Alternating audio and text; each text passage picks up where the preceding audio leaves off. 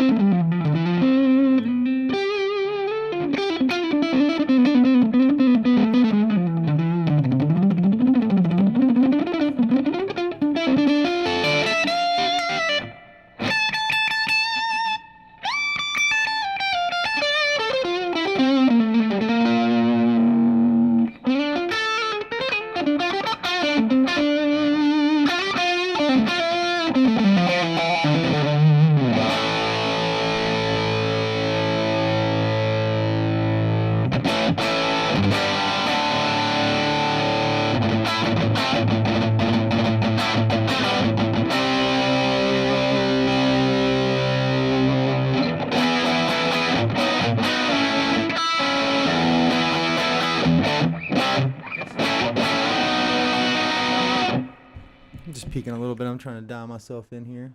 Sorry, bear with me here. Boop.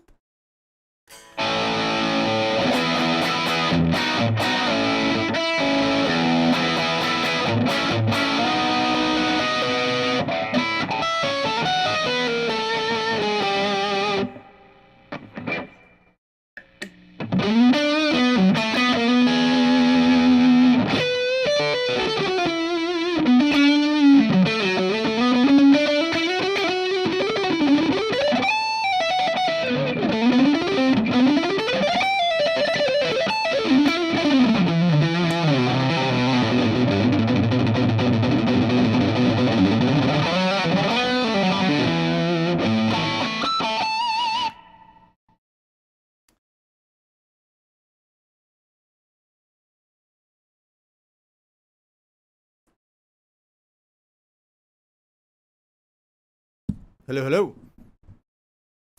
Jimmy, what's up, dude? Hope the guitar endeavors have been going well for you, my friend.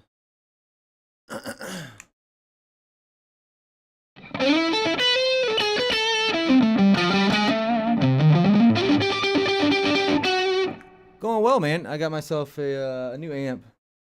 I've got the orange for sale. I just really it's a great amp, but it wasn't quite enough for me per se. But I've got a Marshall now, this is my I've had this amp before. It's a triple super lead. It's 100 watts, triple super lead, 122. I think it's called 212. That's great, man. I got a killer deal on it. Oh, sweet, man! Did a Berkeley audition. What'd you play? Was it your own composition? Yeah, I'm trying to get prepared for playing out though. I need to have a decent setup to play out, so I think that's gonna do it. Sulfur, what's up, buddy? What'd you play, man?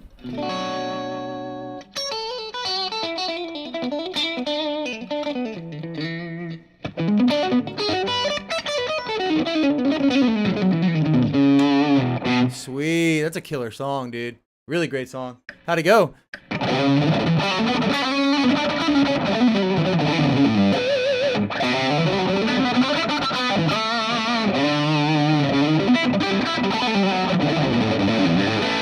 Hell yeah, man. I love to hear that.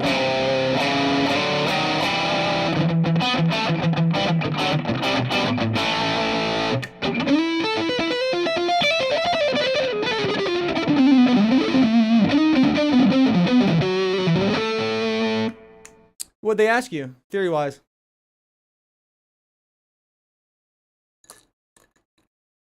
Sulfur, hope you're doing well, buddy. I don't think I've seen you here before. If I have, I'm sorry for forgetting you, man. But if you have any questions or anything to input, or if there's anything you'd like to see or whatever, just let me know. Thanks for hanging out, man.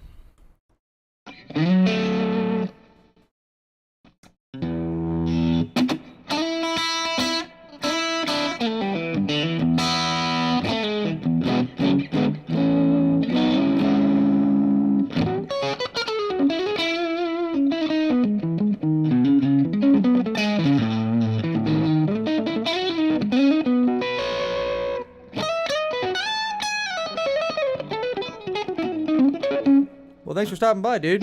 So I will say this. Sight reading, of course, I have a degree in music. I know how it is, man. Like those are just things you have to go through. But sight reading really is not important in my opinion. It is in the sense of like being able to like simple things, right? Like to be able to recognize a progression quickly, and not really need much more guidance than that, and to be able to do your own, like, hey, do this many bars of this kind of thing for this long. But it's been multiple times now that I've had to do shows or something that was more like academically based, like a play or something, where I would go and I'd sit in the pit and I'd play, and I would just make chord charts out of everything they gave me, and in like church situations, it's pretty straightforward, where it's like, hey, you pick up on the fact that it's a certain progression. If it's a 1-4-5 or something like that, or you pick up on the fact that it's like, oh, okay, I know exactly what my bass chords are. I know based off the fact that I know the chords of the major and minor, the major scale, which makes the minor scale. that it is these chords that I'm gonna have to play, making four dominant sometimes if we want to get a bluesy sound. Those little things, those are important, right? But sight reading wise, just like, hey, play this passage that's very particular, like a classical piece or something. Upon seeing it for the first time, it's good practice, but it's also, I don't think it's super necessary as far as your overall guitar career is concerned. Because most of the time you're gonna have the music in advance, and it's gonna be more advantageous for them even, to give it to you in advance, so you can kind of surmise your own plan as the player. I think. A good example is most of the time if you get hired as a guitar player, most of the time if you're going and doing these various shows that I'm speaking about, the non-band situations, I think is probably the best way to say it. Like if you get hired for like America's Got Talent or something, right? Don't get me wrong, if people are singing, they'll be playing certain things, but like the filler music or whatever have you, you're probably going to get like a piano book, because that's all I've ever gotten really. It's like I'll get like a book for piano, and it's like I'll go through and I'll do the chord analysis, and I'll see the chords right, and it's pretty quickly, unless there's a big change or something when it goes to the bridge, which generally there isn't, but it'll be quickly apparent to me kind of what kind of progression it is throughout with little changes, and then you can just make a quick little chord chart and notes for yourself, and that's probably the best way to go about it. But you have to understand, I think that they are going to be ready for you to, the sight reading is always going to be tough, right? The chord identification, however, it's like you have to remember, you shouldn't quantify these things based off of, like, oh, I know this is a D7, I know what that is, right? You should tell yourself, well, I know how a dominant chord is made. You know what I mean? I know the, how to stack thirds to be able to get a dominant chord, where my majors and minors are, and et cetera, et cetera.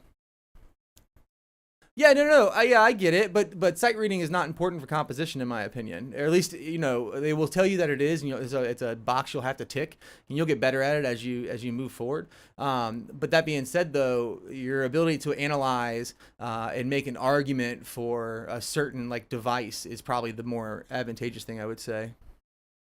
No, I get it, but it's just a box you're ticking. To be able to sight read is not going to help you in your own endeavors in composition, at least in my own experience.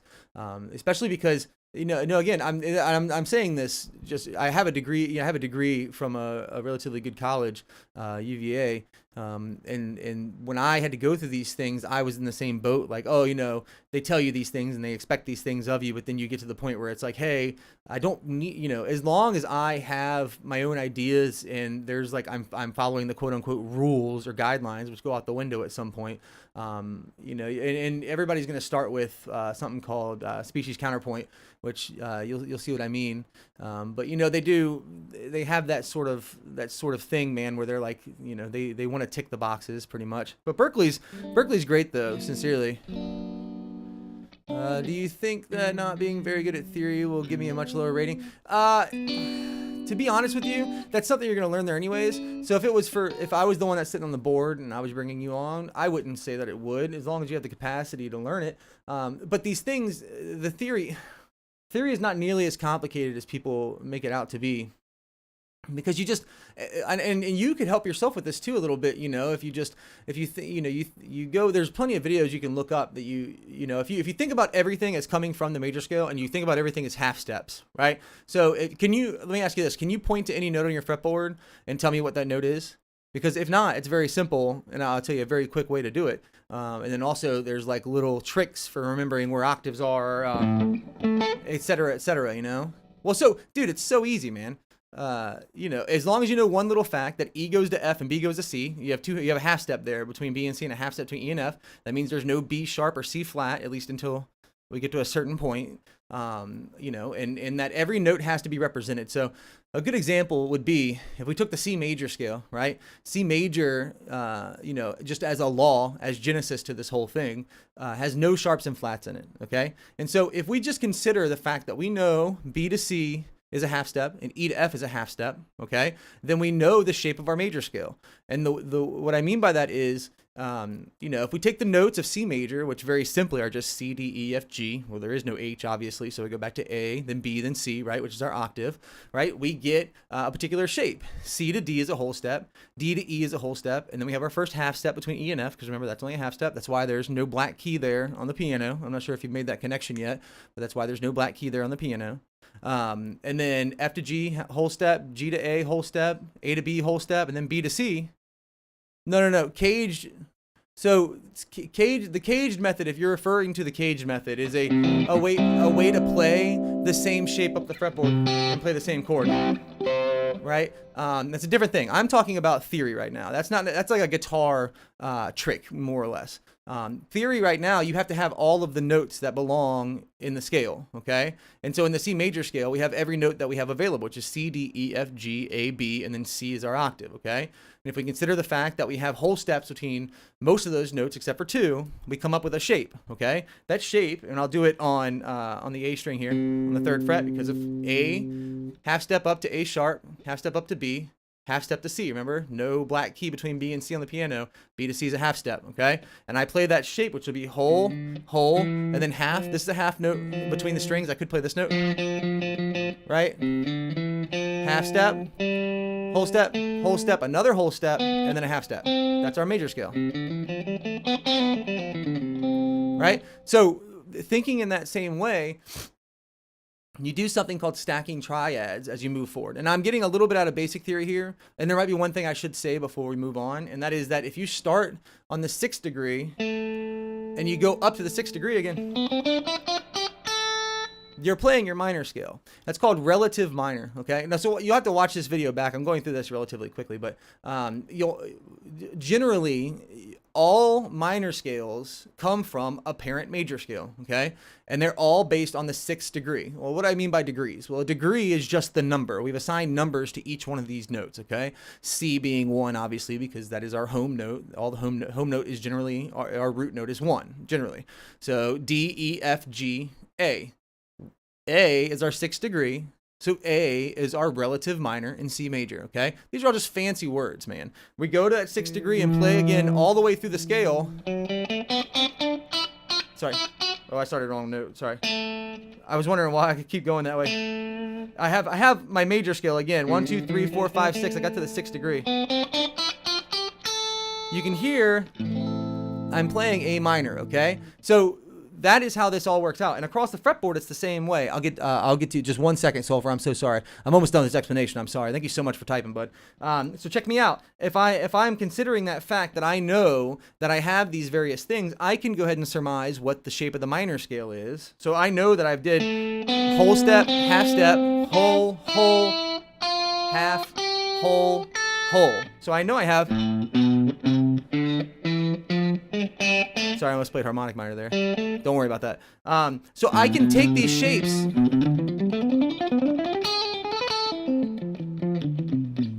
and move them around my fretboard based off of the fact that I'm starting on particular degrees of that scale, okay? This is all basic stuff here, okay? And there's chords that build off of this. And I'll go over that in a second too. We can keep pushing on that if you want to. But go back and watch what I just said. Pause and let that stick with you for a minute. Maybe take a note or two about it. Maybe write out a different scale, okay? Like say we want to take the G scale, the G major scale. We'll start with G, right? Because that's the note we're trying to figure out. Sharps and flats, we'll figure those out as we go. And all we have to do is ask our guitar what the scale is, because we know the shape. If we put that same shape, whole step, half step, whole step, half step, I have now figured out my G major scale just by putting it on my guitar, and then I can look at my guitar and figure out what the notes are. G, A, B, C, D, E, F sharp, and G, because I need to have that whole step there. I can't have that half step. I need to have the whole step there, because that's the way that the C major scale lays out. That means that's the way that all major scales lay out, just by taking that shape, okay? Same thing, I can take my relative minor, which is E minor, and do the same thing. Now I figured out my major and minor scale in that, my major and minor scales in that I shouldn't say major and minor scales per se. I figured out the relative minor of my major scale, which is G major here, okay? And these are all fancy words. And now I feel like I'm talking, I'm saying a lot of these words, right? And they're, you shouldn't, we could call it red, green, blue, and yellow. You know what I mean? It doesn't have to be anything fancy like all these words are implying. The important consideration here is that we're just sticking to kind of like, answering our own questions by asking the right questions. Well, if I know this shape is what I should do, I can put that shape anywhere on guitar, and the guitar will tell me what it is, okay? All right, let me answer Sulphur's question. See, how hard is it to get into Berklee? Also, audition pretty soon. I know a lot of theory, but sight reading. Cool, man. So that's cool. So Jimmy be able to answer that a lot better, to be honest. I'll check the video again. Yeah. And of course, if you check the video, just ask me questions, man. Shoot me a question. You got my DM on Instagram. I got you saved to my primary. So just send me a message on there too. If there's any questions or anything, you need any help with anything, man. This is all easy stuff if you consider it to be easy stuff, okay? So Sulphur, so listen to me. If you're sight reading stuff, I wouldn't stress that stuff too much, okay? In the sense of like, you'll get better at looking at notes on the page and associating it with certain notes on the guitar, but inevitably you can find the same note a bunch of different spots on the guitar, right? So you need to inevitably find the most advantageous thing to play at the time based on what you need to play next and what you played before, if that makes sense, right? So if I'm playing, a good example is I play a piece that goes, it's called Tear and Tell. Oh, I have to remember it. This piece has a pretty big descending pattern in it that is a pretty simple scale on the paper, right? But it's tough to figure out where you want to play it on the guitar, right? And the best way for me to play this is I have to slide my pinky back on this note so I can get that. I can come down and play this in a non-conventional way.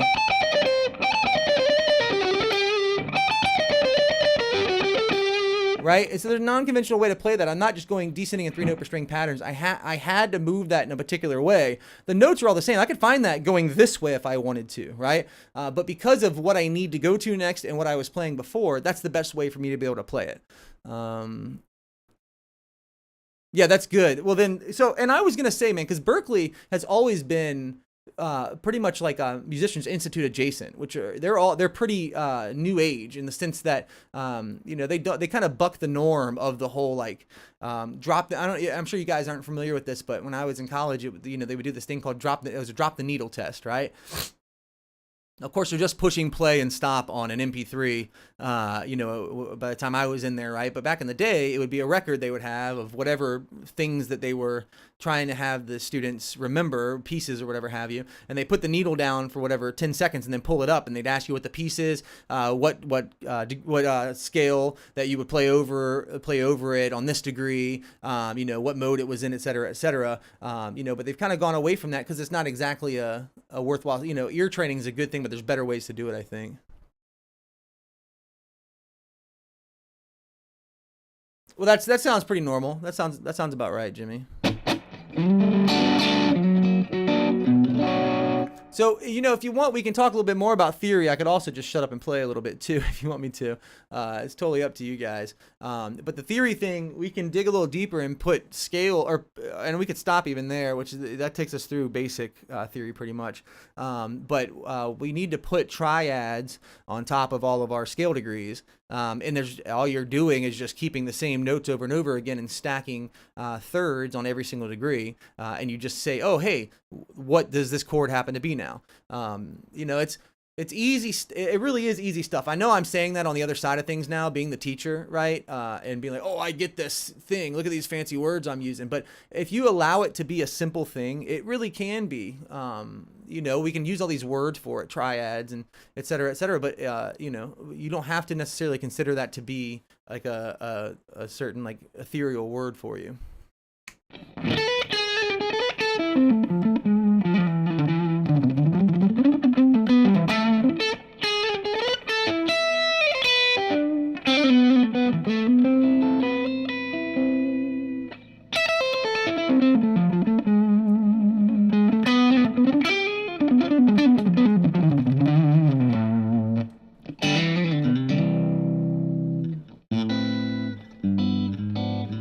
you getting your sound.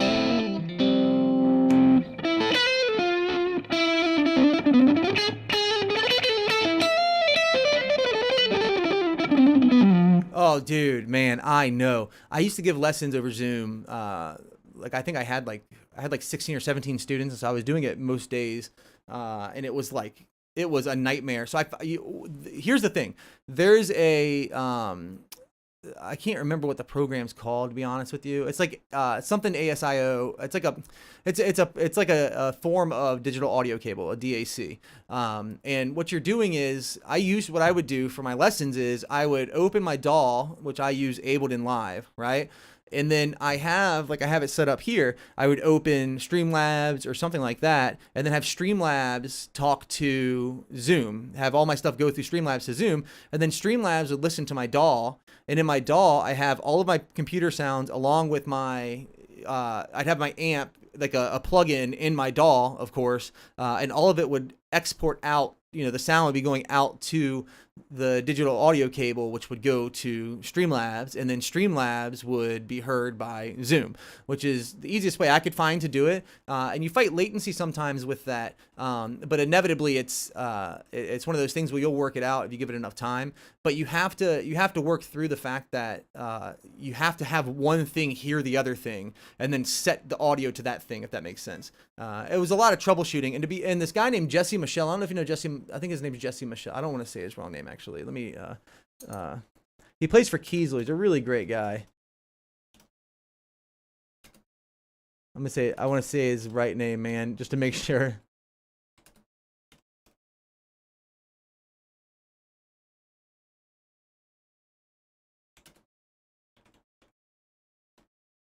It's hard to type around my camera here. Sorry. Yes, I think it's Michel. It could technically be Mikkel as well. I'm so sorry. I've only seen it written down. I haven't actually said his last name to him before. So he's a really great player who plays for Kiesel, and he helped me. He was like, he gave me a couple ideas, and I ended up finding this software, which is a free download. You just have to go jump through some hoops to get it, and then you can have it talk one thing to the other. OSP plugin that connects to the Ableton and streams with a digital cable to Zoom. Took me a whole day to set it up. So hold on. I use OBS plugin. What's the OBS plugin? If it connects to Ableton, so that's good. Stream, yeah, that should be right. Yeah, exactly. So as long as you can connect Zoom to your DAW, you're fine. That should be good. But just make the tough thing is to make sure that you go into your audio and you turn all your other audio devices off. You have to literally disable them, because if not, you'll get some artifacting in this weird way. And there's also some other issues you'll run into. Let me turn my light on real quick. It's getting a little dark in here. Give me 1 sec. Put my my BRB up. 1 sec.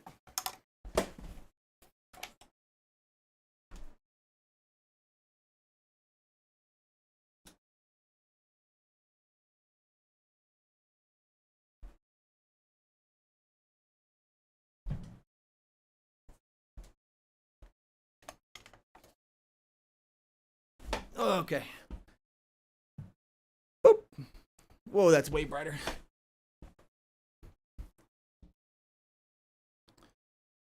What is that? My shorts. Turn the light on all of a sudden. How dirty my pants are.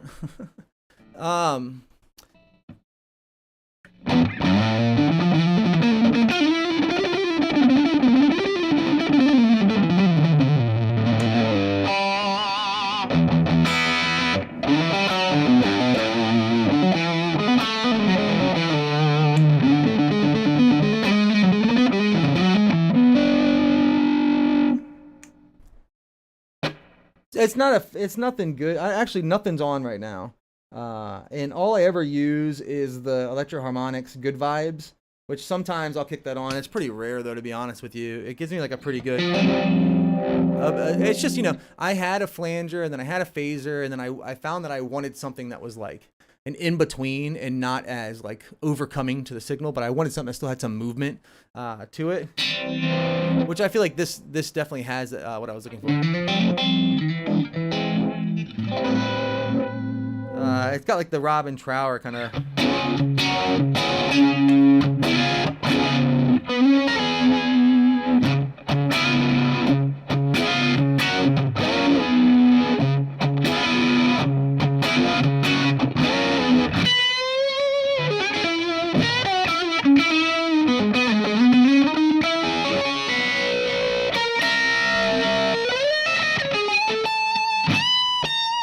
I'm kicking on there is just a blues driver, by the way.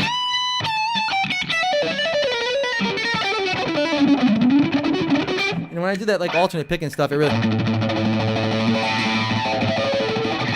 gets that really cool warbly kind of sound.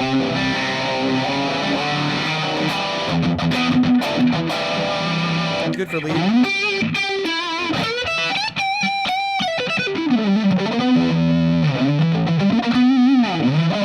Oh, here's a good lick actually. Now that I'm kind of I was hedging and trying to take time to think about stuff, I suppose. And let me fix my camera looks washed out, man. Goodness gracious.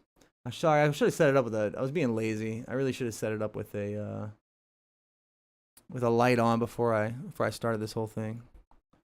Okay, take that. That should look a little bit better there. I don't look so washed out. And then also exposure should go down. Apply. Am I still 60 FPS? Yes. All right, that's not bad. And then brightness. Much better. Okay. Cool. That should be better. Oh, cool. Thanks, man.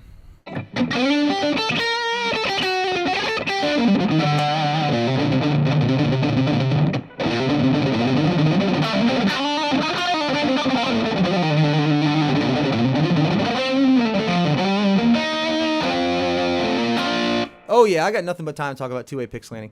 And the cool thing is about two-way pick slanting too is that I think Troy, which I'm assuming you're saying it in those terms because you know Troy Grady and you've seen Troy Grady before, right? Is that accurate? Am I saying accurate things here? Because if so, he kind of calls it something different now. All right, cool. So he calls it something different now, which I think he's right, because the calling it two-way escape motion is more accurate, I think. And to think about it as this guy, you talking about Troy Grady, because he definitely does, man. If you're talking about escape motion, that's the best way to put it, though, right? Because if you think about it as escaping the string, and I should say this, you should try to think about everything as in the simplest way, right? Oh, thanks, Jimmy. No, man, I assure you, the knowledge runs out very quickly, man. But I appreciate it. But if you can, in all these endeavors, you should probably be trying to think about these things in the easiest way possible. So escape motion is the best way to do it. But inevitably, thinking about this as pick slanting, right, where we're trying to consider the angle we're holding the pick, right. So in this way, and myself in my own like comfortable natural way of playing, I'm a downward pick slanter, right. That means a couple things. That means number one, if I did like a sweep or something, that motion going down is much better than going up for me, right? You can see I need to make a big shift to go back up, right? Because I'm a very downward pick slanter. This is my resting area. I always try to mimic Paul Gilbert for technique-wise. So doing things like the alternate picking. I always try to have my wrist bouncing. Sorry, it's getting a lot of folks there. Have my wrist bouncing in that way where it would be like kind of out away from the guitar this way. Like you want to always kind of see, if you're a downward pick slanter like myself, you kind of always want to see this part of your arm right here. You don't want to be like this. This means this right here technically is an upward pick slanter, right? You can see to escape the strings, I have to go down and out, right? Here, I'm a downward pick slanter, so up is my escape motion, right?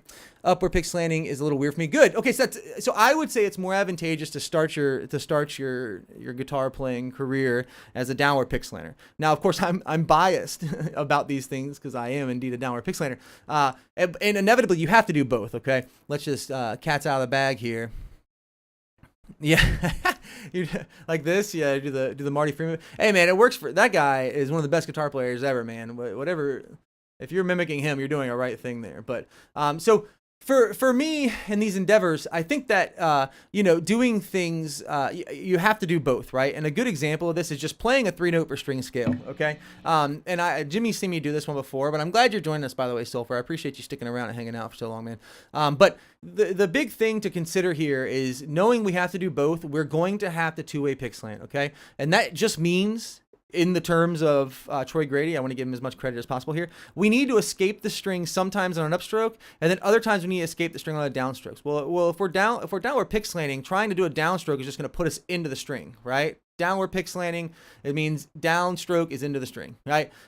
So inevitably, when we go to do a downstroke, we need upward pick slant to get back to that upstroke, right? So that's the trick there, okay? There's other variations of this, like if you know Martin Miller, that guy does a lot of really fast cross picking, and he's kind of like raising his first finger up and down in this way that is, as Troy puts it, like almost superhuman, and seeing him play like a lot of these like single note arpeggio things, like a good example of this is like I think if we're doing like a right, I'm alternate picking what's usually swept. Right, would usually be swept like that, and it's extremely difficult. And don't think that I can just whip into that like that right off the bat. It's been years of me trying to be able to do that, I assure you, okay? But this, right, you can see I have to roll to an upward pick slant to get back to my downstroke here, right? It's a small movement that I've made it here, right? And you should start these things by trying to exaggerate them. But that being said, in these endeavors, we're going to have to do both. So before I get sidetracked here, let me show you the lick. This is, and I like to, if you came and saw me as a teacher, and you were in my classroom with me and you were asking me these things, or we were like just on our path of, pushing through guitar technique, as inevitably we would be, I would show you, I like to tie everything to a lick, right? So we'll talk about something, and then I tie it to a lick. And a lick that I've shown many times, and I think is the best way to think about two-way pick slanting, is to either start yourself on a descending pattern, okay? And so I'll consider this to be A minor, because we'll end on A, and it kind of will have a tonality of A minor, and I'll kind of, maybe paint a tapestry of A minor for you.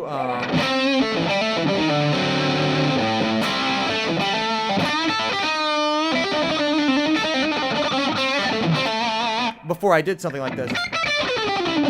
So now you hear that as A minor, right? But you could consider this to be C major, because we're kind of playing a big C major position here, right? Which is 2 whole holes followed by 2 half holes, which half step up to compensate for the B string, 2 whole halves, okay? We're starting up here in this whole half shape here, okay? And we're starting with a downstroke. If you try with I don't know if you have your guitar in your hand right now, but when you do get the chance to try, if you try to play just this part, instantly right there, you'll be like, ooh, that's uncomfortable. If you're a downward pick slanter like myself, as you say you are, then you'll have that, because you have to do a downstroke and then an upstroke right here. Good. Try this for me, buddy. Start very simply. Okay, we're just playing those 6 notes. It's a whole step and a half step shape, okay? That'll be on 10th fret, 12th fret, 13th fret on both the B and the E string, okay? Starting on this high note, the 13th fret of the E string, starting on a downstroke, we go down, up, down, and then we've already picked, you can see we picked, but we are now below the string because that last note was on an upstroke. We now have the endeavor to go over the string and catch the new string on an upstroke. For you as a downward pick slanter, that should feel awkward because we have to upward pick slant to make that happen. If we don't, we're going to catch this string on the way up, right? We need to get over that string this way, and that's the only way to do it. So what's funny is taking just a simple lick like this. Like if we did this ascending, no problem. Like especially the first 3, or first 4, I should say, because there's our nice, we're outside the strings. We have an upstroke on the new string, a downstroke on the old string. That gets us right in position for us downward pick slanters. We have down, up, down gets us right in that position to do a nice upstroke here on this new string, right? That's super nice. That's what we're looking for as downward pick slanters, right? But it's important to put yourself in the uncomfortable position of doing the upward pick slanting. Like that, right? So again, the important consideration here, and I hope I'm not moving too fast, and if there's any questions, please stop me and we can go over them. But the important consideration here is that we have to do both. If we're playing just that simple ascending C major scale, upstroke on this string, now watch this. This upstroke I've done here, if I start from just this note, up, down, oh no, there we are. I'm doing my dreaded upward pick slanting and picking inside the strings. That's the way, so Paul Gilbert used to, and that's again who I've mimicked my technique after, because I think it's a flawless technique. And then once I saw Anton Apparin doing just otherworldly things with the technique, claiming that that's what he was doing, saying, I'm playing classical pieces with Paul Gilbert's technique, I was like, well, that's that's as good as it gets. I want to alternate pick everything. Here we go. And so I think you should consider the fact that us going outside the strings for us downward pick slanters is comfortable. That's why Paul Gilbert's technique, that's just like his lick, his like, hey, practice this lick to get better at alternate picking. Right, that's the lick. And that's what he's doing there. He's catching the new string on upstroke and picking outside the strings, right? And so you do something like that, like a lick like that, well, I'm taking the easy way out. I'm resetting myself every time and ensuring that that new string is on an upstroke every time.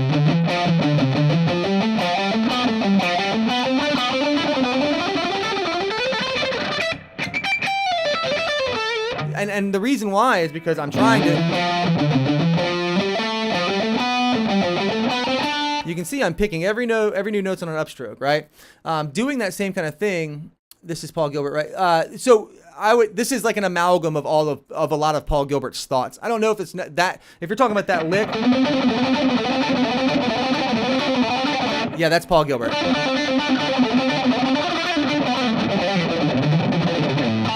But like something like this. I don't know why I played that in B. Sorry about that. I meant to play it in C. Something like that. I think I've heard him play some stuff like that before, but it's just using his technique and doing the same kind of thing that he would do or could do, 100%. So anyways, as I ramble, as I always do, if you ask Jimmy, man, I'm the ultimate rambler when it comes to these things. You get me talking about something I like, it's hard for me not to get off on tangents. So bear with me here, Sulfur, if you don't mind. But I want you to understand that inevitably having to do both, we don't want to lean into those easy ways out. That's a cool lick, don't get me wrong, and a usable one. But if we try to do that same thing descending, right? You can already see my hand. I'm leaning my hand. It's funny, this is a Paul Gilbert lick, right? He does a lot of these upward pick slanting licks too, but just comments on the fact that, he only really focuses on upward pick slanting, or outside picking, which technically is downward pick slanting, right? And so this lick he's doing, this repeating lick here, I'm doing every new note on an upstroke. You have to. There's no way around that unless you start on an upstroke, right? You start on which is what I thought he was doing my whole guitar playing career up until probably my early 20s, until I talked to, I'm not sure if you guys have ever heard of a guy named Remy Hansen. Remy Hansen is like my older brother as far as the Paul Gilbert stuff's concerned. He is first off an incredibly good guitar player, and a very informative and really great guy. And he's the guy who, if you were my age back in the early 2000s, when you were right when YouTube was coming about, he was one of the main guys doing Paul Gilbert covers. He would go see Paul for all these various things, and he would pick his brain about it and then come back and make videos and tell us what he was doing pretty much, right? And so inevitably I'm just secondary to those things. So please don't give me too much credit here or anything. But he would always, I remember I did a Skype call with him back in probably 2006 or something like that, maybe 2007. And I remember him telling me, hey man, all those descending patterns are started on a downstroke, and that you start technical difficulties on a downstroke, right? Well, I'm not sure if you guys are familiar with technical difficulties, but this instantly we're doing an upward pick stroke and we have to go down, back over the string to catch the new string on an upstroke here. Sorry, I'm watching myself in the camera. It looked weird. I was starting with an upstroke, which inevitably that's why it's called technical difficulties, though, because you have to do both, and it's technically difficult. You're gonna have to do a downstroke anyways. And so a long way to answer your question here, and I'm going to get to the lick that I want you to practice, which is, it's a repeating lick here. And let me think about how I want to do this. I'm not sure how I showed it last time. Maybe we'll do, no, let's do, no, now our ears are tuned wrong, so we have to do it a different way. We'll do, so this lick itself right here, it's actually said that he sucked because he's everything. Yeah, so that's what it's so for him to have the ability to be that intelligent though about that, that should tell you just how much of a genius he was. Enrique, what's up, dude? Hope you're doing well, man. But inevitably we all do, right? We're all just products of things that we've heard and done, even if we don't understand exactly what it is, and we don't mean to draw on those things at the time. I think it's important to give credit to those things. So, all right, so look, check this out. This is Sulfur. This is the lick to play, okay? We're going to take pretty much, where did I just play? Shit. All right, so we're going to take what I would consider to be A minor, okay? All right, we're going to take the second octave of A minor, coming up here to the second octave, and play that same minor shape, first 6 notes of A minor, okay? We're going to then continue the scale up past 1 or 8, however you want to see it, and play this whole shape. So a trick to this is that if you remember there's a pattern with guitar always, and as far as triads are concerned, we will only ever have, as far as triads are concerned, we're gonna play starting on the bottom here. We're gonna play 2 whole steps in a row, 2 half whole steps in a row, and then 2 whole half steps in a row. All right. And so inevitably we've come to a point where we are playing 2 whole halves in a row. Well, the next is going to be 2 whole steps in a row, right? That pattern is not going to change. So if you can internalize that, and that's and modes are always taught in a confusing way, but I think it's important to get the patterns down on the fretboard first, and then understand application of it, right? The playability should come before the understanding of it, in my opinion, because if you can do it, that's what matters. And then applying it elsewhere is just as easy as finding the space to do the thing you can already do, right?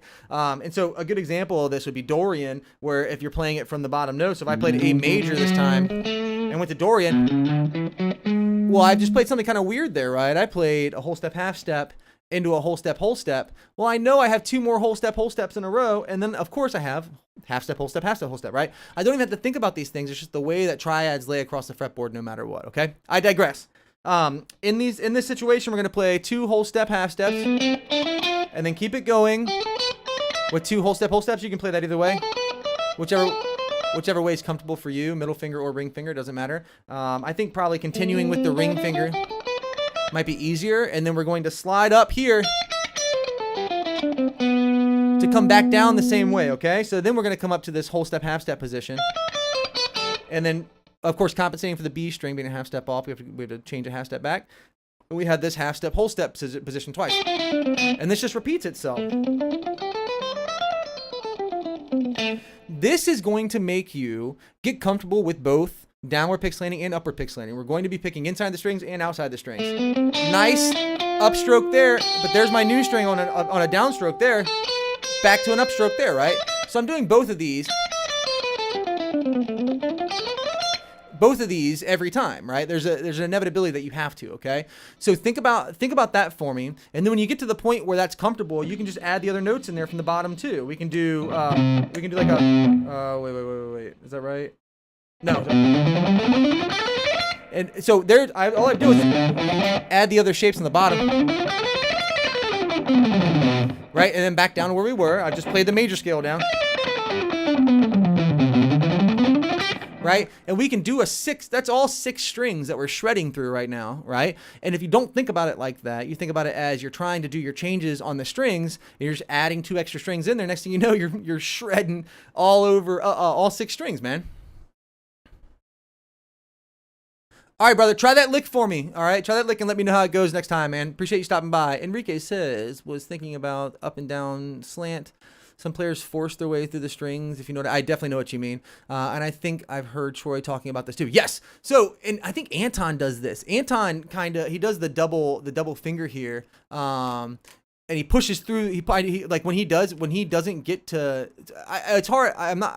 I haven't watched a ton of his videos of him really going in depth into that, right? But other players do like economy picking, right? Where would be a good example. Like they'll do like down, up, down, down,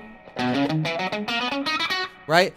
Which is how they would pick that. That's and I'm not saying I'm against that. I'm for guitar playing in general, right? But for me, I have a hard time with that, and so I've never really done it. And so I would say that that's just a different technique, if that's what you mean. I know, and Troy, as you say, Troy has talked about this before too, where he says like they're doing the alternate picking, but if they hit the other string, it doesn't really matter to them. They can just force their way through it to get to the other string that they're trying to go to, right? But as far as like trying to make everything pretty sterile here, as we are, and trying to get ourselves in a position to make that the comfortable thing every time, or possibly make that the comfortable thing every time, we can take these couple licks and really force it to be like, hey, we can't really cheat that. We can't really force our way through the strings there because there's nothing to catch us on the other side. We have to come back to the other string if we're doing 3-note per string stuff like that. Which is, again, I'm not downplaying economy picking, and I honestly think that that is like almost the ultimate. So if you guys don't know Marshall Harrison, I always just name drop a ton, you mean the last one, Troy said mostly you can't really, yeah, I know, which is cool, right? But most of those guys aren't doing, or at least from what I've seen, you might tell me something different, which I'm totally susceptible to here. I don't want you to think I'm this dude on a pedestal over here. It's like, I know it all. It's definitely not me. I'm willing to hear anything because I know the episode you're talking about, and I remember him saying that specifically, and that they're hitting the other string, but you can't tell, right? Inevitably, those guys don't really err towards the side of trying to do these like big scalar patterns from what I've seen. And if they do, they economy pick it because that's kind of what they're doing, right? I think a good example was Teemu Matasari. If you guys haven't seen Teemu Matasari, and I was name dropping Marshall Harrison, let me finish that real quick. Marshall Harrison does unbelievable economy picking and hybrid picking, and he calls it Swybrid, and he has a book called Swybrid Nation, a couple books actually, and he's got a whole his whole website is called Swybrid Nation. He is unbelievable. If you haven't seen his Troy Grady episode, it was one of the first ones. He did his and Rusty Cooley's. He is incredible, man. He's doing all of it, and you can't tell. Most people who do hybrid picking like this, you can tell the sound difference of the fingers versus the pick. And that guy, I cannot tell, man. He's doing these crazy arpeggios with everything, and just, man. Yeah, dude, I love that. I do too. I'm usually in there too, man. Marshall is the man. Marshall's the man, dude. The absolute man. And he hops on. He'll show you anything you want. He's hopped into my chat more than once to be like, hey, man, you're awesome. Literally tell me, I'm awesome. Like, are you kidding me, Marshall? Like, oh my gosh, dude. Like, and it's incredible. And he's a great guy too. And also I like people who are sound in their beliefs about things, right? Like he knows what he can do, and he knows the efficacy of it, right? And so he's not going to listen to somebody being like, no, you should do blah, blah, blah. No, you should do whatever you want, whatever you think's most advantageous, especially if you're that guy. Because again, I can't tell when he's picking with his finger. I can see him doing it, right? But the sound, sonically, sounds the same as a pick, sounds the same as anything. And his stuff always sounds incredible. Some of these huge shapes he's doing, But I'm telling you stuff you know.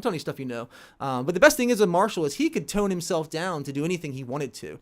He could play, and I'm not sure if you've heard his album. It's on Spotify, but he's got these classical pieces he is just absolutely ripping through on like a very clean setting on electric guitar. He did like Moto Apa Petro and like a bunch of different stuff. I think he's done a bunch of stuff. But he's like, so for example, a good example for this would be I've been trying to work out. I worked out a bunch of Paganini stuff. I've since turned myself into doing a bunch of other endeavors. Like I'm doing Pasquale right now, and I'm doing what's that? It's called Rondo and Intro. It was a piece that Yasha Heifetz played through. Oh man, that's what it is.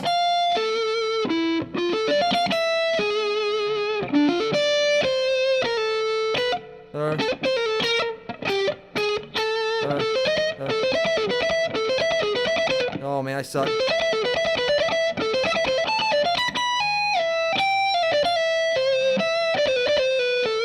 He's got, anyways, it's like these really beautiful classical pieces that are all violin based, right? And so like you see me, I'm alternate picking everything. And same thing like with Paganini, I'll do like I messed that up, sorry. I always have to stop myself, especially even if I'm the performative aspect of it's important to me, right? But it's just something I'm still working on. I don't think I would go and perform this right, but I always mess up the that's a tough one. I gotta do it all again. Oh yeah. Yeah, that's it. See, like, that's a good example of what I was talking about earlier to Jimmy and Sulphur is I would find that in a different spot. I think I should go find that in a different spot, so it's much easier to play. That part's not bad.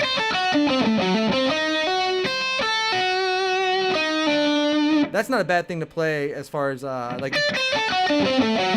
But jumping backwards and then your pinky here is tough, man.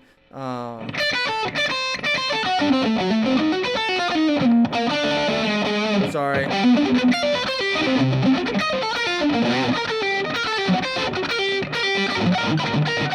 Damn, I suck, dude. I gotta try that again, sorry.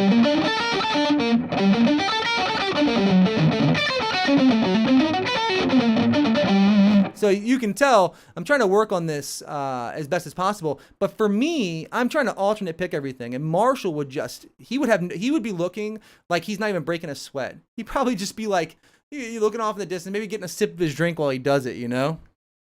So I haven't. And it's, listen, I'm not, when I say this, I don't mean anything to take away from it, but it's just not for me. You know what I mean? Yeah, mini notes, man. It happens all the time. Don't act like it doesn't.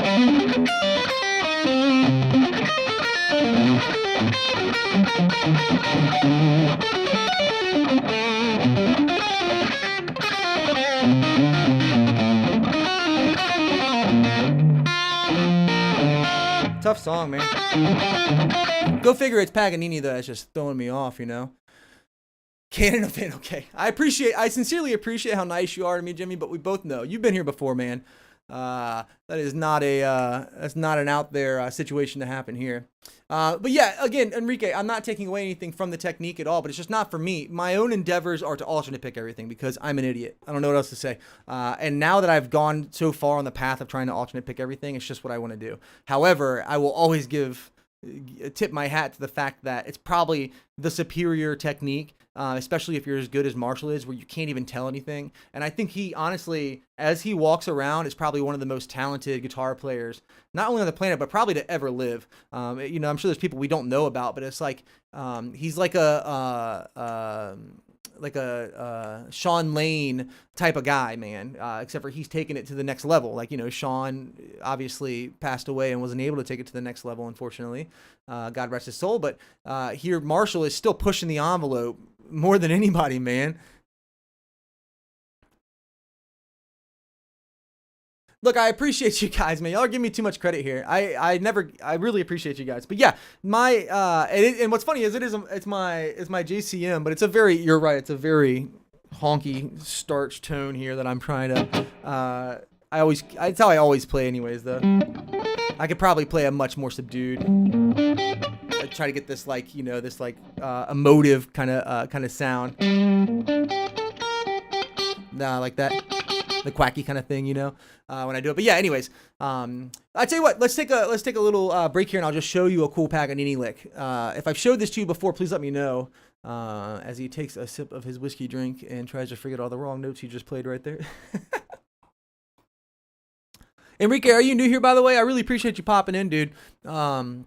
Throw me a subscription, man, and I'm usually trying to do this. I promised I would do it last week, but I got held up when I was at work. I teach at a school around here, and usually I can pull my phone out. I'll try to get there a little early, and I'll pull my phone out for like a half hour, 45 minutes, and try to like go over some stuff or see if there's any questions or anything. Which, speaking of which, if you have any other questions that you think of after we get off here, which I'm probably gonna hang out for a little bit longer anyways, so don't think I'm rushing off. But you know, you can write your questions in the comments, and then I'll be the first thing I cover on the next lesson. So I would say that if Marshall Harrison wanted to go and play like a legit, you know, oh, I think it's in D, isn't it? Man,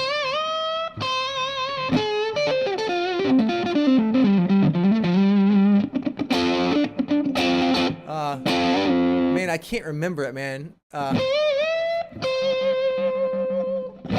No.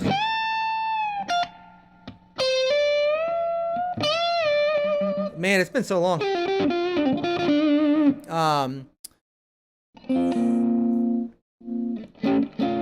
Oh, cool, man. Okay, I'm sorry. Hey, thanks, buddy. I appreciate you. It's struggling a little bit right now, but you know, these licks that I'm showing, I've been what like really helped me out. To be fair, you know, and you know, so I'll show you. There's two things I'll show you then, because you just made me think of something, Jimmy. I was going over what's his name? Come on, brain. Played for the Eagles. He did. Life's Been Good to Me So Far, which is the song. It's Joe Walsh. Goodness gracious, Adam. So yeah, Joe Walsh had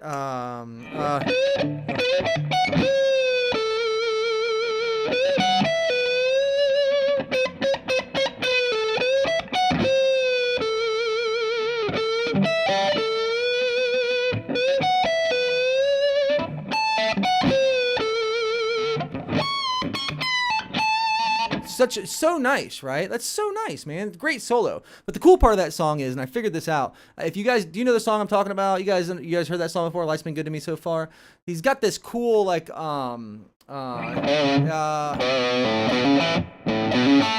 what it is. You should check it out. It's really cool. Life's Been Good to Me So Far by Joe Walsh. He's got this little middle section where he uses like a synth or it's like a I'm not thinking of the word right now, but it's like it like modulates the sound, right? And it goes like a he's got this thing it does, right? And I figured it out with harmonics on the guitar. It's so cool, man. Oh yeah. Sorry.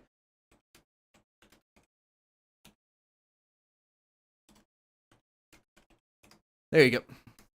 And so he's got this little part where he goes like which is, I think, doing it harmonic wise is not easy, but it sounds very close. I couldn't believe it. I was just messing around and figured it out. There it is.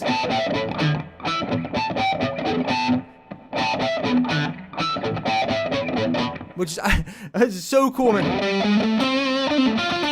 And so, okay, now off to my other thing. I've shown this lick before too, but Enrique, you should try this one out. Enrique, do you have your guitar in front of you? If you do, man, try this one. This is one that's like a tongue twister for your fingers, at least your right hand, because you have to play. It'll switch itself, and I'll give you the long version of it as I always do. This lick right here, yeah. No, let's do it in E. So we'll do yeah. Hold on. Yeah, so this lick right here, it resets itself every time, okay? So it makes it really difficult. You catch the first time you do it on a downstroke, and the second time you have to do the first note on an upstroke, which is really tough. So downstroke first, down, up. We're just doing a pentatonic lick here, okay? Which means that we're gonna do this shape first. Sorry. And this shape second, okay? So there's 2 frets in between there. Generally with 3, and I'll just give this as a little caveat to this. Generally with 3-note per string stuff, if you're talking about triads and then pentatonics, more basic stuff, like I said, the triad, you're only going to ever have like a whole, half whole, and whole half, right? Those are the only shapes you're really going to run into with triads, okay? Major and minor triads. I think to include diminished, because the diminished is like you could do like a, right, which should still be, you know, we'll still have those shapes built within there. We're just skipping a little bit to do that. But that being said, though, when we do pentatonics, right, we have this shape, right, and we have this shape. The only other shape that we use in pentatonics is the whole shape, right? A good example of this would be Paul Gilbert's Colorado Bulldog. He does like this. I'll play it slow. Those are the main parts of it right there. He starts it down here. And so, yeah, anyways, I was just off on a tangent. We're using, you know, this shape here. This would be this shape, but we're only taking the first 2 notes of it. And we're going to pick down, up, down, but then it's going to be the opposite. Up, down, up, right? So you have a nice little controlled lick here. You can play this anywhere you want to, right? But I'm doing an E because I'm going to show you the longer version of this in a second. But you have a nice controlled way to really practice that shift, you know? We're doing downward pick slanting for the first part. And then we're doing upward pick slanting for the second part. Right? Like that. So we have I can really feel when I have to catch that second time on an upstroke for sure. I have like you can see my hand. Although I can't watch myself in the camera. It throws me off every time.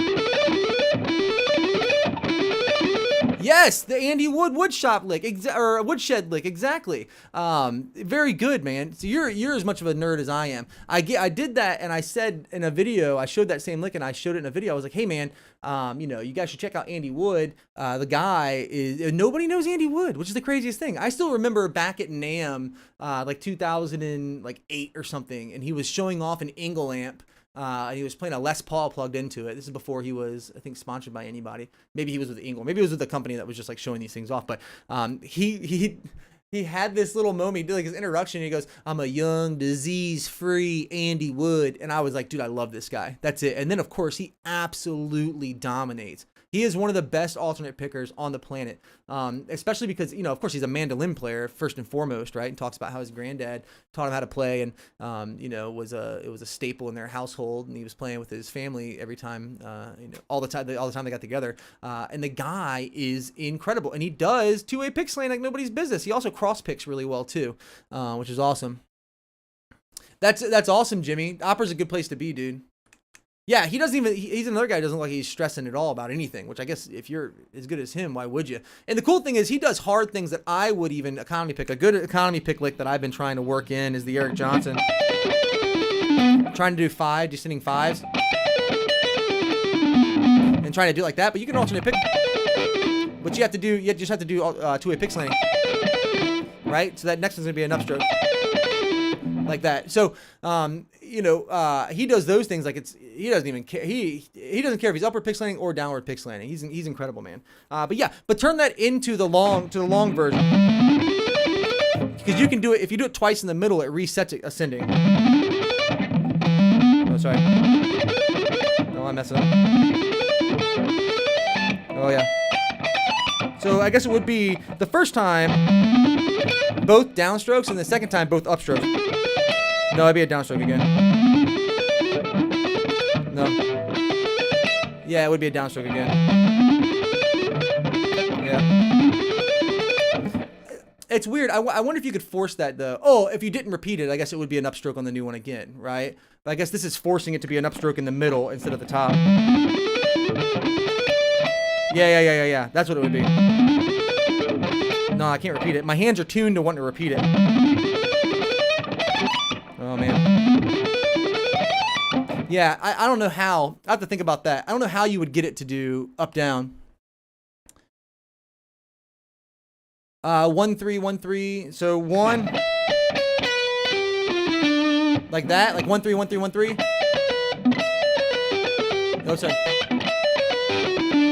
Like that kind of thing. That feels normal though, picking wise, because it's a downstroke every time, right?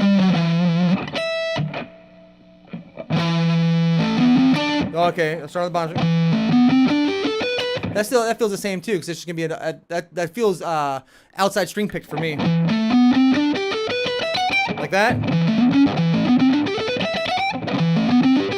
I guess that'd be the same thing, wouldn't it? I guess it'd be. It is. It's only easy because it's the same thing. I'm catching the new string on an upstroke. I don't really care about the strings in the middle because I'm still gonna do my downstroke on the next one. And the way I think about it is I'm separating those things. That next downstroke is a new group, and so I've put that in my brain in the way that I don't see that as an inside pick. I'm seeing that as a separate group. So when I move my hand, I want that me having to shift my hand down into that next group. I'm considering that to be a new start, right? And so for me, I don't think about that downstroke or that upstroke to downstroke here. I see that as being like the upstroke finishes here. Now I have a downstroke to start the new one, and I kind of like trick my brain into it. You know what I mean? Which is the same thing for the other licks we do. Like, you're doing the same thing when you're doing, I should say it's the same thing as playing 3 notes per string no matter what, because you have 1 2 3 1 2 3, right? And then it's gonna do downstroke, and it's gonna be the same thing. Same thing if you did. So, like that. It's the same kind of thing, right? You have to do the same thing. So I do their email, and they always send out their new contests and things they do. But the reason why I sign up for their email is because they have all the backing tracks they send out, and they'll give you a notice about the free ones, right? I don't really have the money to go subscribe to anybody, frankly, right now, but I probably would, especially because they get all the greats to go through there. Like they did I bought the Marcos Fogli thing way back in the day when he did Still Hurts. Like I remember it was Rick Graham playing Still Hurts. This is so long ago. This is like 2009, I think. But it was Rick Graham playing Still Hurts. I'm not sure if you guys are familiar with that song.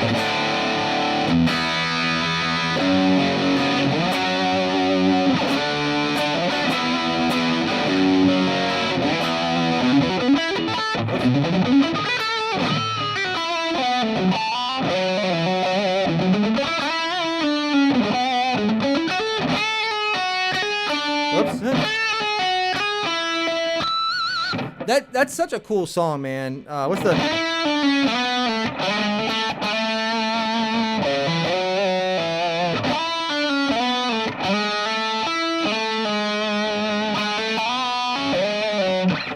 That song itself is like what got me into like having that like trying to get that like almost Andy Timmons-ish kind of thing. I didn't even I knew about Andy Timmons, but I never really dove into him because I'd only heard like Busta Soda and stuff and like his more shreddy stuff, but going and listening to like Cry for You and things like that, in that with those lenses on of having heard Marcos Fogli was like completely eye-opening. But he's got really cool lines in there. That's not it. That's it, sorry.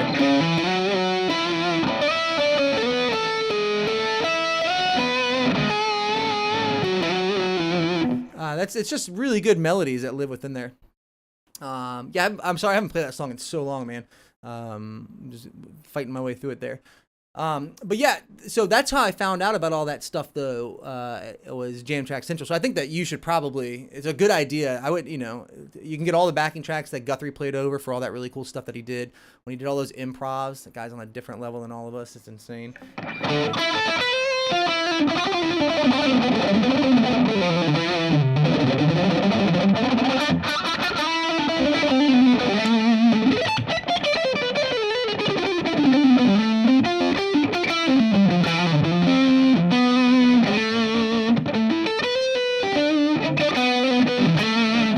So let me show you. I'll show you another lick, and then I'm gonna hop off for the day.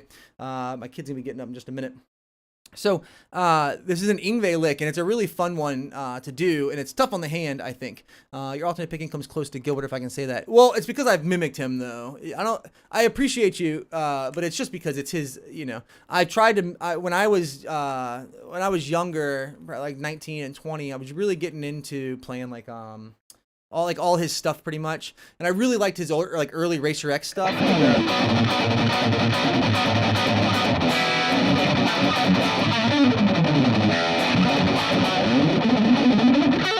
That stuff for me was like where I cut my teeth at. I sat there and beat my head against the wall until I got good at it, and I really tried to get that that certain rolling sound he had too.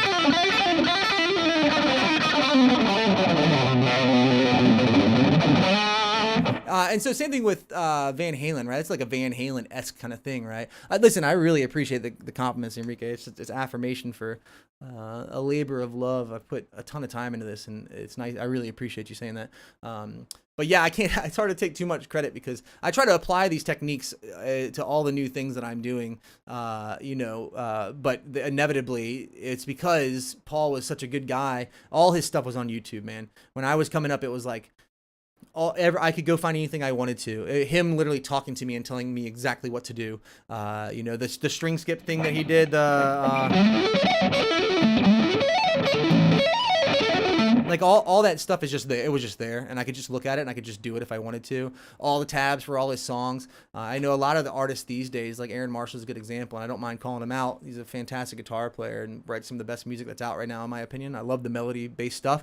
But if you wanted to go download an Aaron Marshall tab from Ultimate-Guitar, it's going to pop up and say, this artist has restricted us from you downloading tabs. Same thing with Plenty. All these new guys, they want you to go buy their book, you know, and it's like, well, some of us are kids who literally don't have money to go and do that, you know, and you're kind of like taking away our ability to play these things, and it's ridiculous, you know. That's which is, you know, I'm nobody compared to those guys, man. But that's why for myself, I always try to do things like this, because it's like if I was, you know, when I was like 18 and 19, starting these things out and really trying to get out of doing the,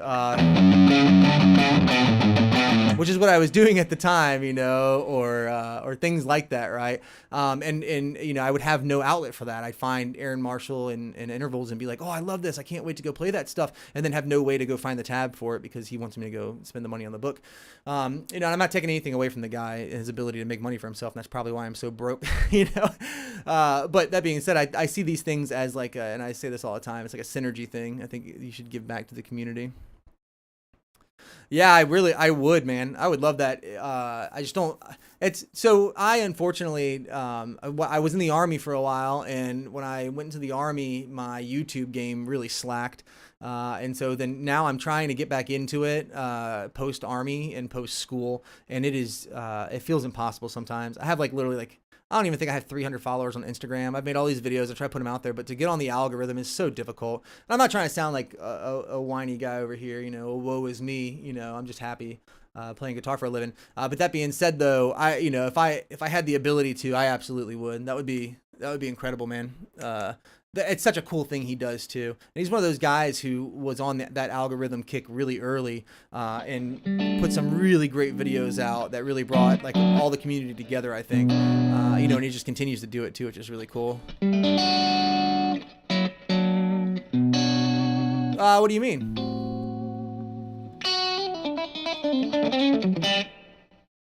I'm not sure what you mean. I didn't know that.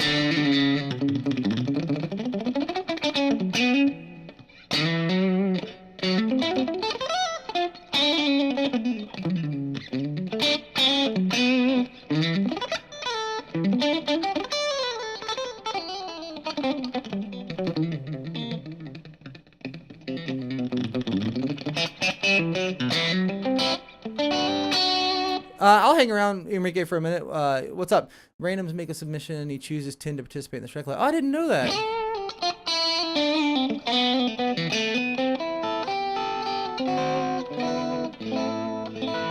Oh, I'll have to look into that, man. I didn't know that. I've got some cool stuff I get. So, and that's with the track, whatever track he puts out. He like has a track that he puts out for that. Oh, that's okay, man. That's okay. I'm sure some really good people got in, man. It's not a big deal. But I wish I would have known that, man. So, like, I would have just been taking a place away from somebody who is there right now, you know, and is probably really benefiting from it. So it's okay. You can make your own.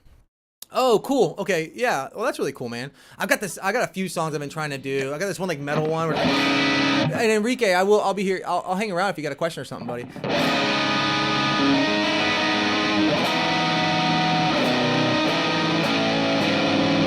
He's like,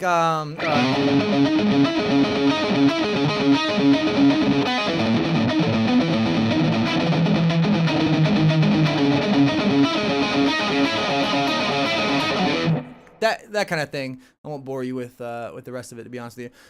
But does the tone sound okay? Don't forget, this is like the first time I'm using this this amp and this setup and stuff, and it's just getting picked up by an SM57 right now. I don't know. I feel like it's too quacky or too trebly, I guess. But you let me know. You please tell me what you think.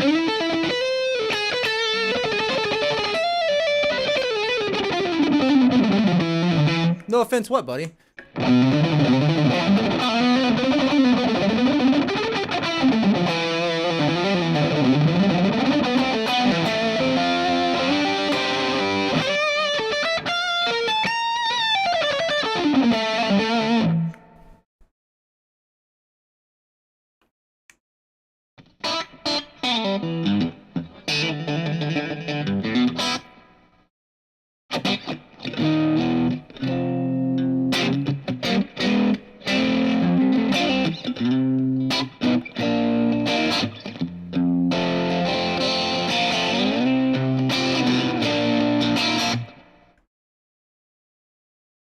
I don't really. I could. So I'm just not good at hybrid picking.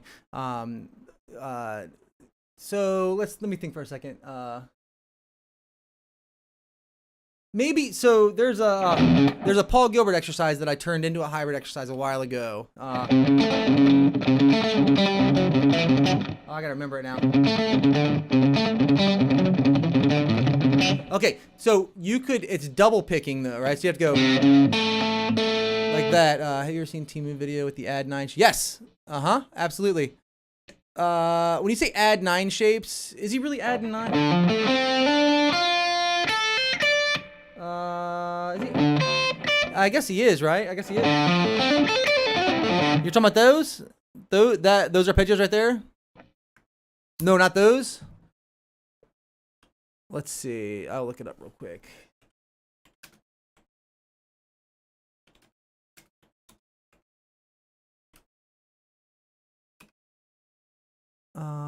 And this is on Troy. This is Troy Grady. He was doing Troy. It was on Troy Grady. I've seen the add 9 shapes. He's in a team. Oh, he's just his own video with add 9 shapes. So let's see, man. See if I can find it real quick. Going around this camera is so tough, man.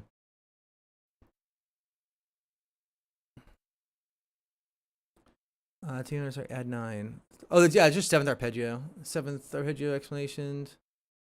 Add 9. Hey, if you have a link for the video, can you send me? I don't know if it'll let you put links in there as a heads up. The video in the studio, long time ago. So send me just like the last little bit of the video if you don't mind, if you have the time for it, please. Because I would love to see that, man.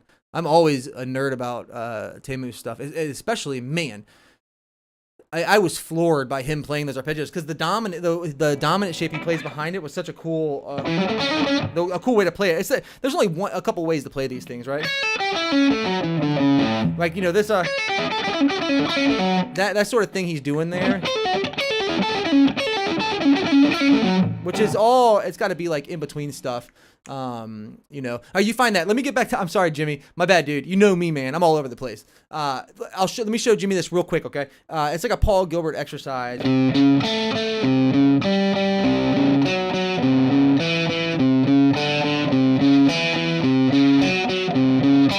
And it resets like that, right? It's really good for alternate picking, but you could make it a hybrid one if you wanted to. I think you could go like, or.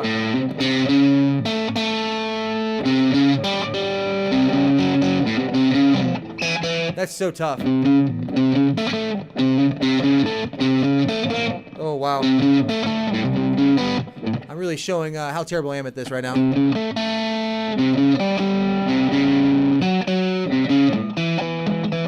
There it is. I guess we can do hammer-ons instead, make it easier.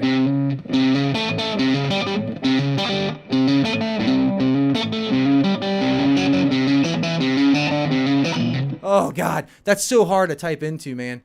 Oh, my gosh, dude. That's so hard. Uh-oh. Type. Is that good, Jimmy? Is that an okay one? You should try that, buddy. That's tough, man. You like hold your tongue out in the perfect angle of your mouth, close one eye just a little bit, you know, and tilt your head. So really the only way you can get it, you know. Cool, man. All right.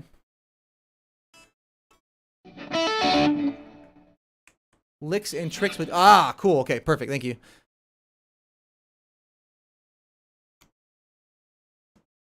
Let's find it. Licks and tricks. I wonder if I can bring a window here. Chrome big. Boop.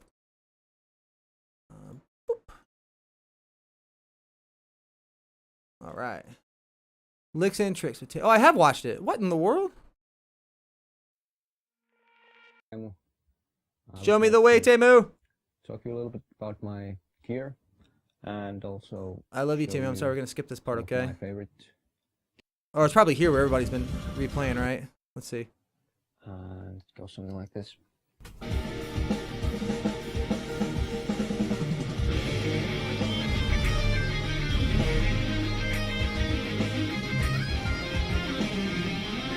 Is this what we're talking about here, bud? Let me get this. I never do the chat out here. I should just always do a pop out. I don't know why I don't. Sorry. Pop out. Boop. Is this what we're talking about, dude? Enrique? He explains it. No, oh, mid. Okay, thank you. Sorry, buddy.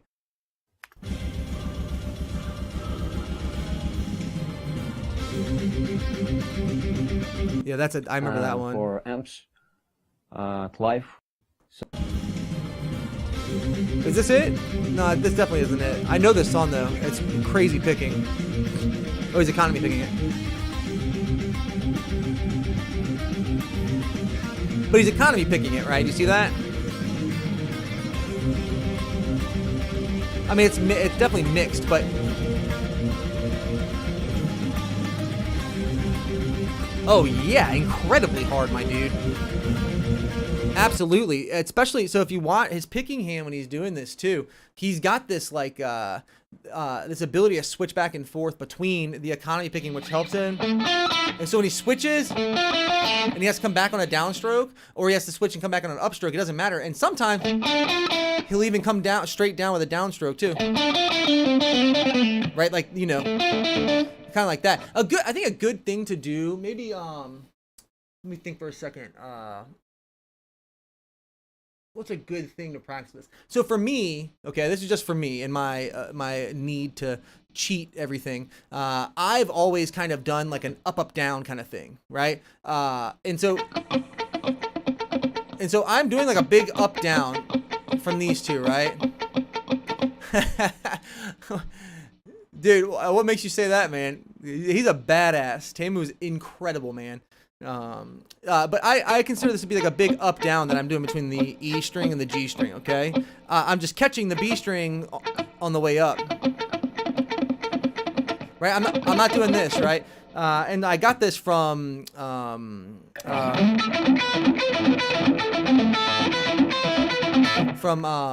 whatever that's called. Oh, what is that called? Viking Kong. Oh yeah, I bet he is a hard slapper, man. Giant hands, man. Giant strong hands. So, but this thing here, I did. If you guys have ever tried to play Yngwie's Demon Driver, it is incredibly difficult to alternate pick everything.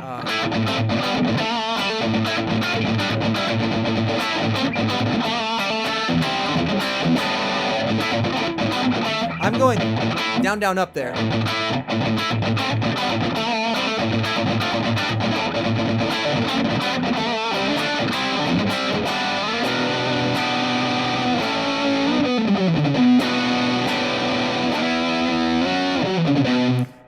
And so little things like that, I cheat. I cheat those things. What's the there's another oh, it's the it's the classical piece I was just doing, which I could give you the name of it actually if I could think about it. What is it called, man? Oh, that's not it. Hello, go back. Thank you. It is Tarantella. Oh, it's Henrik. Oh, wow. We're just going to put that straight into PRON. Pronounce. Select a word. Control V. Pronounce. Tell me. Please tell me. Oh, no. Why are you doing that?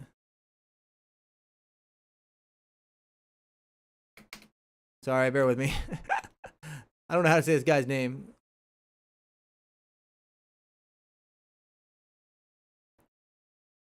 Henryk Wieniawski. Wieniawski, there you go. Wieniawski, that's his name. Henryk Wieniawski. He does Tarantella, is what he's doing. Oh, bye, Jimmy. See you, buddy. Thanks for hanging out, man. I appreciate you. And that he's doing this kind of thing. I try to do that up, down.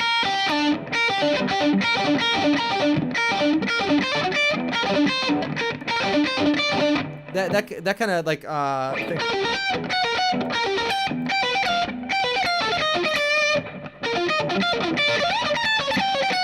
you have to do an up, up, down to be able to do that. That's Tarantella. It's by Winiarski. That's that guy's name that I'm butchering over here. But Heifetz is who played it. Extreme virtuoso on violin. But that kind of up, up, down thing is what you have to be able to do that. And I think I'm talking in circles here, but I think my point that I'm trying to prove here is that our buddy Teemu over here, that's kind of what he's doing. He's developed a way of like knowing when the string is going to change in the most advantageous way. If he's going to play 2 notes and he has to come down on a downstroke, he might just do that. But if he's going to do, all the outside picking, that's fine. But maybe he goes like he's going 2 strokes. And so he'd go maybe up, down, and come through it. I mean, it's just a bunch of decisions being made, I think, through there. But yeah, I remember when he showed that and he was talking about, if you've seen the videos, how like, reserved Teemu is. He's kind of like, yeah, it's very hard. I'm like, dude, if Teemu's saying it's very hard, man, shit. Us mortals, don't stand a chance. But I had one of the most embarrassing moments with him. I found this is probably 2 years ago now. I found a random tab to be able to do his lick. That the thing he did with Troy Grady, right? Probably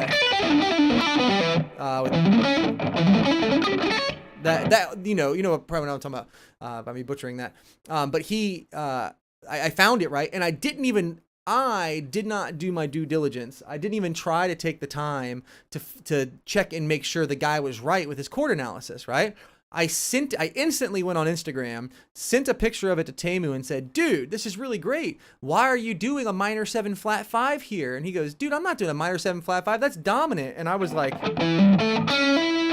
oh my gosh, I'm a moron. I look like a complete, and he was like, I can give you lessons, which of course, man, I should have taken him up on that because he had slots open, and I just have no money to be able to do things like that, which he deserves all the money if he's going to spend time trying to get me to be able to play that stuff. But he was like, I made myself look so stupid though. I didn't even check to see what it was, see if it was minor 7 flat 5 or what it was, right? Which is very obviously dominant. It's just a minor shape, right? A minor 7 shape with the dominant shape behind it. Right, a dominant shape behind it, and I'm such a moron. This random person whose tab I got, I was just like, oh hey, I trust him. Like, what are you doing, Adam? Like, I was so dumb, man. Thanks, man. But inevitably these things happen, right? We come back from these things. But it's funny because I took that same thing, and I this is the last lick I'll get. I gotta hop off after this. My kid's getting up. But I took all of like that same idea of playing minor 7 shapes. There's 2 ways you can do it, okay? You can either do it from the E string or the A string. And the way that I like to think about these things is either Rick Graham showed a really cool way to play them from the E string, like sorry, that's dominant. You have to switch fingers like that, or roll. Yeah, you have to switch.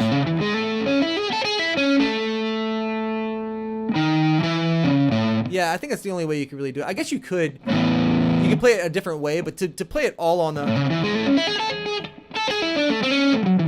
and dominant's the same way, just with that minor 7, But the other way that I kind of sorted out this whole like slew of arpeggios to be able to play all of them in one spot in practice. I just did all of them, in I think I did it in B. Yeah, so check this out. This is all of your this is all of the arpeggios, all of your 7 arpeggios except for minor major. But this is all the ones that you usually see used, and in one spot, which I think is pretty useful to practice. But so we'll do it in B, just because we have a nice way to bring it back dominant on A to go back to B, and I'll show you what I mean. But so let's start in B. All right. Actually, we'll do minor 7 flat 5 first. So dominant or minor first, I mean, right?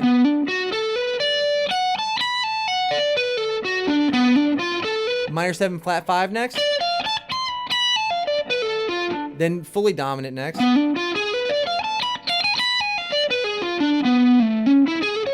And and then your major 7 on A, and then dominant on A. Sorry.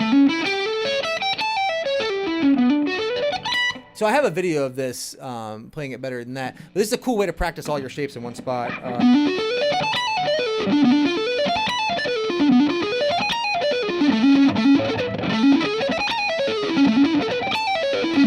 Yeah, I play it pretty sloppy there, but I hope you get the idea of it, because you're supposed to be able to think about these things in scale, as far as like, hey, you know what comes next, the way that they build on the Oh, cool! Thank you, man. I'm glad you. Thank you. It's nice to see people have watched it. Hopefully that helps. You should be thinking about that on every degree of the scale, though, right? And the best way to start because we're starting with a minor shape, is to start on minor 6, or in this case we'll consider it to be G major or E minor, and start on. So we have minor 7 next, and then after that's minor 7 flat 5, and then we have major, minor, minor, major, minor. No, I'm sorry, it's dominant. No, is it minor again?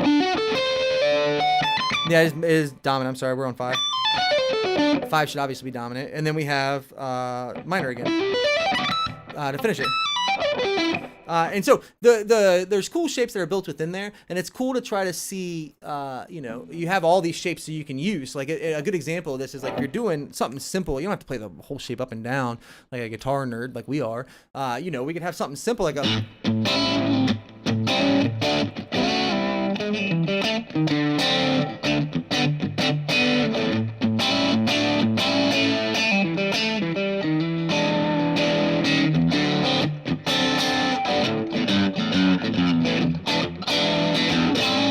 And here, I'm already playing a dominant shape. I can play dominant over all this.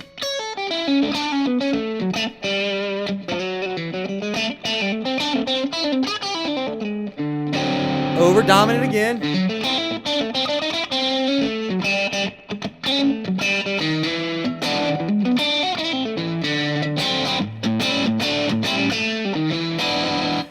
These you can use little tidbits of it to give that sound of like you're not just doing the normal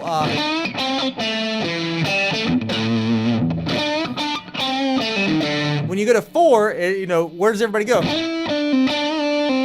They stay here until they can go back to major 3. Right? Instead, you can go from 4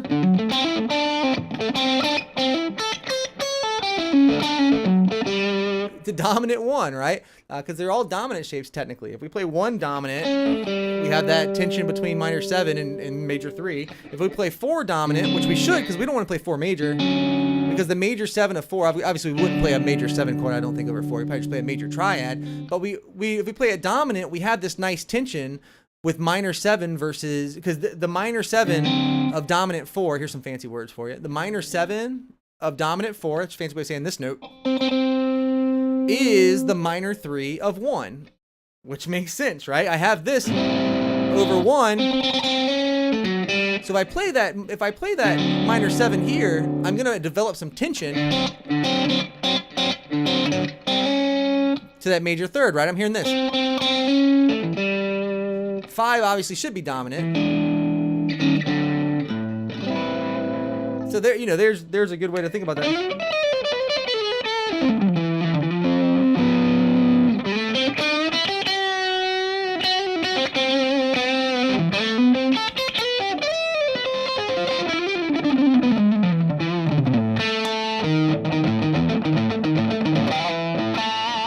All right, I definitely got to go. I really appreciate you hanging out, Enrique. Thanks for stopping by on a live stream, man.